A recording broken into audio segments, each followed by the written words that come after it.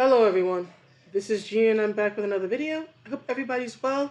I don't often bust out the red dress, I don't often dress in bright colors, but I thought for this video today it would be nice. And actually, because of the topic that we're talking about, I actually kind of need to dress like this, mainly to show off one particular part, at least one that you can see while I'm still sitting, which is these, right? I'm not typically the type to show off my body in that way, but there's a reason for it. There's a reason why I am actually wearing a top that actually shows the girls a little bit. And I'm going to go through this thread and you will understand why in a little bit. And although you cannot see my hips because I'm sitting, believe me, I have very wide hips. The arm rests on my chair are broken because I have very wide hips. This is what happens when you are a descendant from a line of very curvaceous women. You get hips for days. Not always as wonderful as it might seem. But anyway, I happen to see Eric Kane, who talks about games, he tweeted about this, and so I decided to hop in. Now this Xaiver gentleman here. Apparently, he's a senior 3D character artist, Wonderstorm. He sculpted Spider-Man's nipples and made Rivet jacked. Here's a picture of Rivet. That's not jacked. I've literally been looking at muscly people of both sexes all of my life. That's not jacked.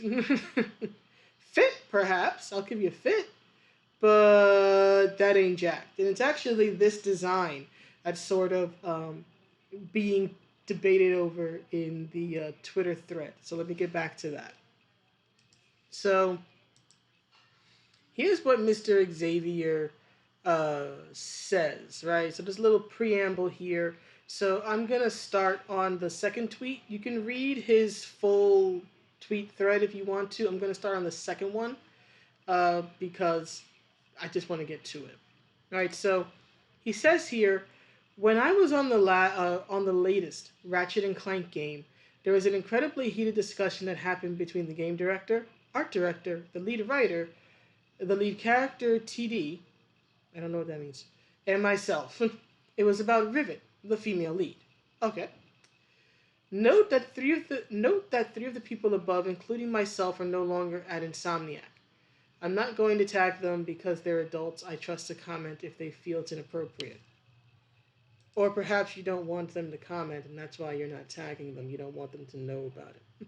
Because I do find it interesting that he's basically trying to speak for two or three women that he claims agreed with him in this particular debate.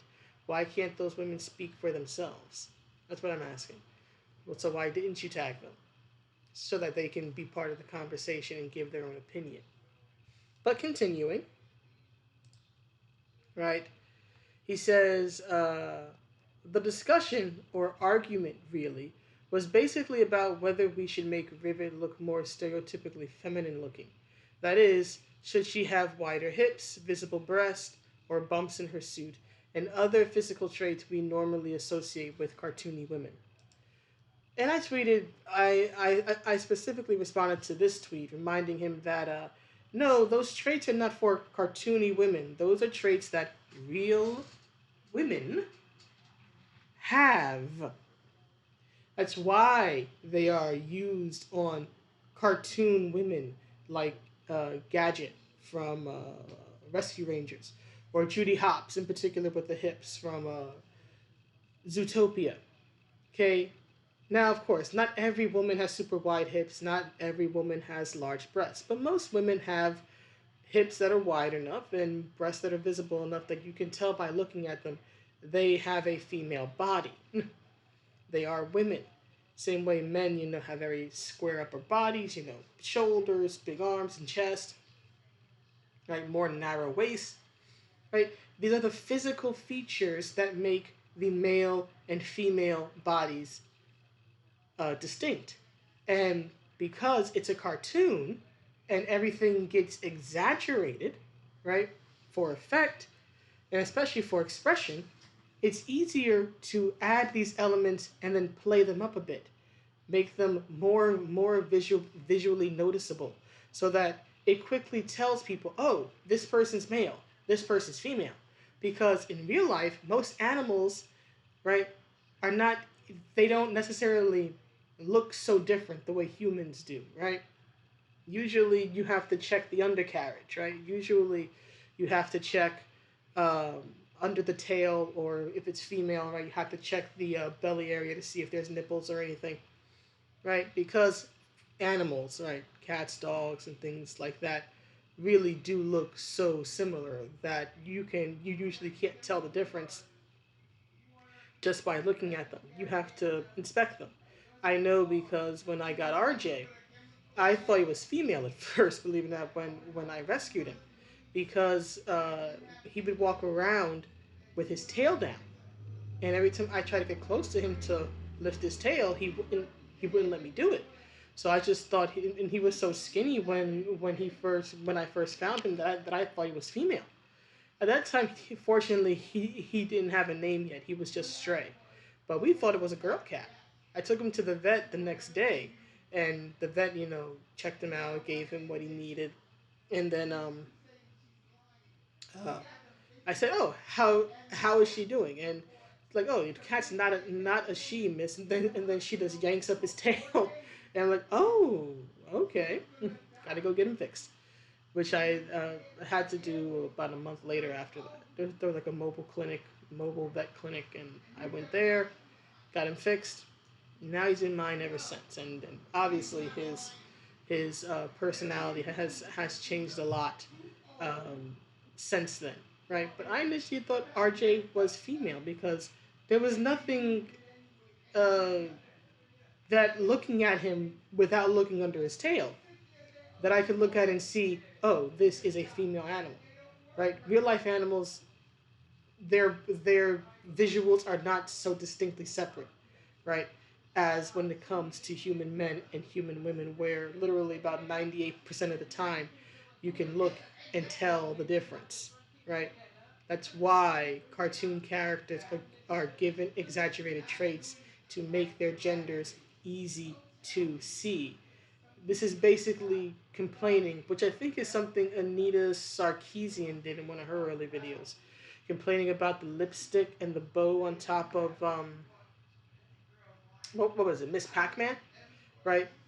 To make sure that people understood it was Miss Pac-Man and it wasn't the regular male Pac-Man because he didn't have those things on, right? It's a quick visual descriptor, right? That's the point of it, because we actually have these traits. Women actually do wear bows in their hair. Women actually do wear lipstick. Women do have breasts. Women do have hips. That's why these elements are added to cartoon characters, because real people have them, right? But continuing, the argument basically broke down like this. The game director and art director wanted her to have a visibly fairly stereotypically feminine look. Okay, I can understand that, especially coming from the art director. Art director understands art, understands how people respond to things visually, and the symbolic nature of art. Okay, so I understand the art director. I don't know much about the game director, but I can understand an art director wanting the character to have a visibly fairly stereotypically feminine look. The lead writer, the lead character TD, and I wanted to keep her as is. Okay. So he says, this is where things get into territory that men like myself in game dev need to pay really effing close attention. The lead writer was a woman. The lead character TD was a trans person who at the time had not transitioned. Everyone else in the discussion was a white cis male. Okay. And really, and okay, so you're saying that like you have what? Two women. Two women who disagreed with the art director and the game director, right? So it was two women and yourself, you're saying, who disagreed with the art person. Okay, and game director about what Rivet's final design would be. Okay, I see no problem with everyone else being a white man, but let's continue. At the time the argument occurred, there were two women and one female presenting trans person on the team. Okay. That trans person had lived their life up to that point as a woman and had lived the experience thereof. The experience of a cis woman and the experience of a trans woman are not exactly the same, sir. Okay? They're not. There are things women go through, especially in their teenage years, that cis women did not go through because cis women were still their birth gender, most likely at the time of their teenage years and young adulthood. So let's say that they were similar in some respects, but there are also key distinct differences between the experiences of a cis woman who's never transitioned and a trans woman who obviously did transition. I'm not trying to attack the identity or anything, I'm just pointing out that there is a clear difference in what you go through, how you think, how you feel. It's not the same. We're two different types of women. Everyone else on the 20-person team was a man. Okay? So, two-thirds of the women on the team, as well as one cis white man, me, were telling the art director and game lead that Rivet should not, as an alien space fox, have wide hips and titties. To which I say, why not? To which I say, why not? Why can't she have uh, feminine traits or more feminine traits? The face is actually pretty good, I think. The face, I think, is okay. But yeah, I think the body could have used a little bit, especially with the belt area. Put some hips there.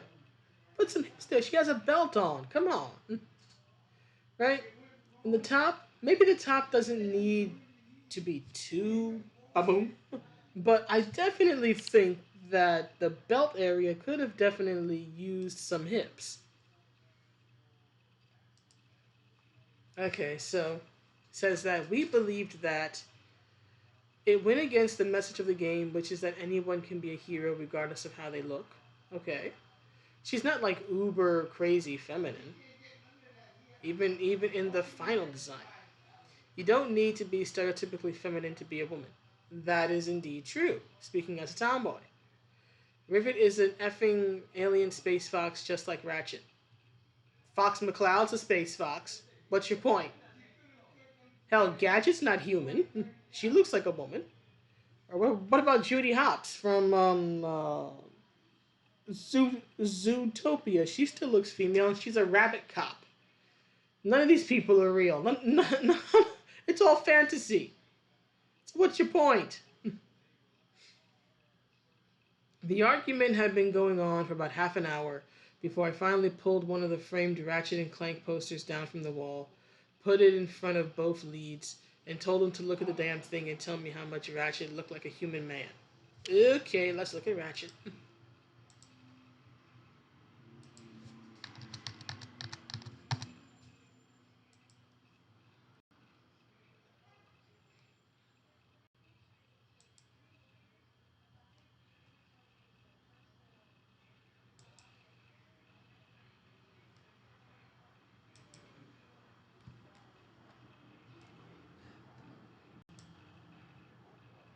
Well, let's look at Ratchet here, right?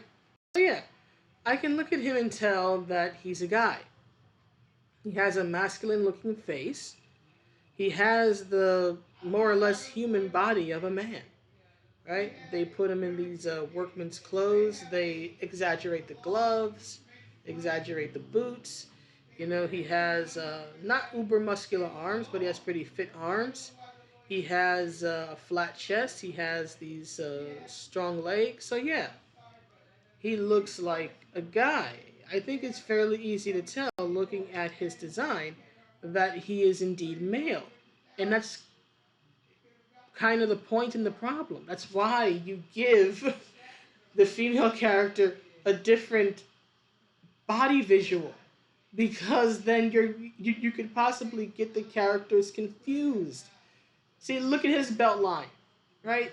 It's just straight. The dude's just straight lines, which is fine on a man, right? When a like seriously, look at a woman in jeans. Look at a woman in a pair of pants, and then look at a man in a pair of pants.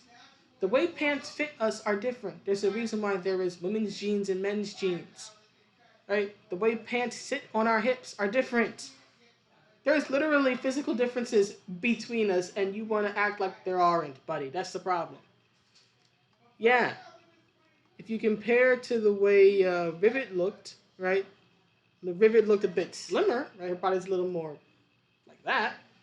But still, that's kind of the problem, right? She has the same body, right? Upper body, lower body, more or less as Ratchet, right? Nothing up here, no hips. I can see why the art director and the game director were like, hey, maybe we should make it a bit more traditionally feminine. I would agree with them in this case, because the male visual and the female visual are different. The male body and the female body are different. I thought we learned this in biology class, but apparently not.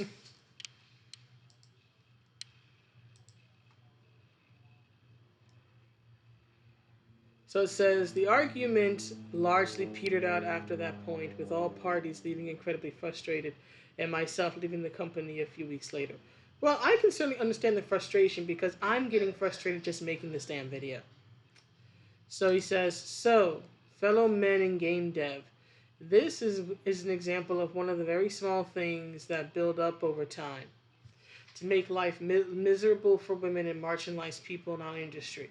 Something as simple as putting titties on a space rack can harm people. No, it can't. Okay? That's not the point, and you know it's not the point. Not getting what you want, right, is not harassment. Or in this case, getting what you want, because apparently you and the people who were on your side won, because uh, uh, Rivet didn't have this uber femme uh, body type in the end, right? Having an argument or having a dispute at work, right? Saying, hey, I think this should be this way, and someone else goes, no, no, this it should be that way. Yeah, that's part of working. That's not making life miserable. Now, say if there were sexist insults thrown at the women, or if there were transphobic comments made towards the trans individual, that would make life miserable, right? If you were doing, say, what Activision is being accused of in this lawsuit from California, that would make life miserable for women. But simply being challenged on a viewpoint does not make life miserable for most women. It doesn't. That's part of life. I've had disagreements with my supervisors. I've suggested something and they didn't take my advice, and I got frustrated because I felt that I was in the right. Sometimes I was proven right, sometimes I wasn't. Yeah, you encounter those things at times, but please do, unless there is more to this story that Xaiver here is not telling, please do not take a disagreement over a character design in a visual medium like video games and go from, okay, we had this argument about the look, to now saying this is what makes game working in games miserable for women and trans individuals. The fact that people push back on an idea? No. No. There has to be something more than that, or otherwise, y'all really are oversensitive. Right? So he continues. It breaks people's trust when you allow things like this to happen unchallenged. If you don't push back against tiny little things like giving Rivet tits, you're essentially saying those things don't matter. If the small things don't matter, we're in line for the bigger things. I do believe to a certain point, yeah, you have to sort of, at times address the small issues so they don't become big issues. Okay, but I don't see where this was a big or a little issue. If those people sincerely felt uncomfortable, especially since y'all got what you wanted, right? Or let's say they had. Let's say they had gotten the more feminine look. What would you guys have done then? Left in protest because a female cartoon character looks like a female cartoon character? Yeah, I again maybe she didn't need like a busty upper body, but yeah, she probably could have used a little bit of hips in that area. I don't see where it would have hurt the design. In my opinion, it would have enhanced it because again, she's wearing a belt. You know that classic trope in like character design where like a woman's wearing a belt and the belt is kind of loose and it's kind of tilted, right? It's kind of diagonal. Is to emphasize the hips. I am not perfect, and I have let things like this happen unchecked before. People are allowed to challenge people, you know. It's game design. People are definitely going to have opinions, and they're going to challenge other people's views. I don't see where the problem is here, sir. It happened at my first job, and I regret some of the choices I made when making characters there. It's not effing worth it. Speak up about small things, heads off, Blizzard scale BS. Yeah, but here's the thing.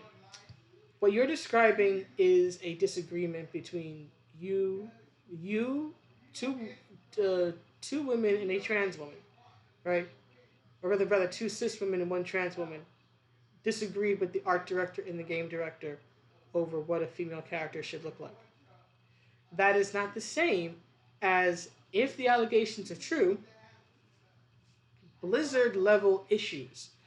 Because at least from what I've heard of the accusations against Blizzard, the most egregious one is that there's apparently a woman who ultimately sadly committed suicide because she was having a sexual relationship with her male supervisor, something that should have never been happening in the first place. Like even in my own job, we have very strict rules. It's like you don't date your boss, right? We have very strict rules and long policies about that. That you don't get involved with your subordinates or your supervisors or anything like that. But on top of that, they were apparently going to have they were apparently on this like work related trip or whatever. This woman and her male boss that she never should have been dating in the first place apparently were planning to have sex. Right. They found condoms on him and everything, and apparently either him or someone had taken pictures of her, and these are very not safe for work type pictures, right? It's not just regular pictures of hey we're all on the beach. It's not wasn't that type of thing, right? Very not safe for work type of pictures, very intimate pictures, right? That would typically be taken and be sent between two people who are in a sexual relationship. Apparently, these pictures were found on her phone and they were spread, right? So people started sharing all the photos. I'm assuming this is what sadly drove her to suicide. Yeah, that's something that is completely off the board and never should have happened, and it should have been nipped in the bud the moment it was found out. Right. In my work, that's a batten down all the hatches. Everything else gets put aside. Why the hell didn't someone tell us this sooner? We have to get on this case now. Type of case. We would take that type of thing incredibly seriously because it is serious. Okay, that's not what you were going through, sir. That was not having an argument is not a violation of policy in most places, right? It's not indicative of uh, sincerely toxic workplace culture, right? It's called a job. At times you argue. At times your opinions or your suggestions are not taken. At times you have a difference of opinion on how to proceed on something. That is normal. What happened or what's been happening at Blizzard is completely abnormal and never should have been happening in the first place. It should have been nipped in the bud years ago. There's a difference. I literally work in investigations. I'm telling you, there is a difference.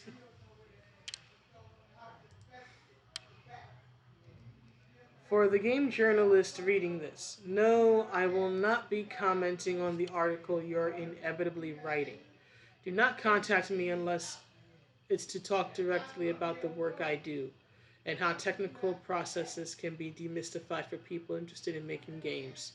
So you want to make this statement about Insomniac Games and a particular uh, argument or disagreement that you had, that you and a few other people had with the art director and the game director over a character design, but and you're willing to make this long thread about it, but you're not willing to be contacted about what actually happened there.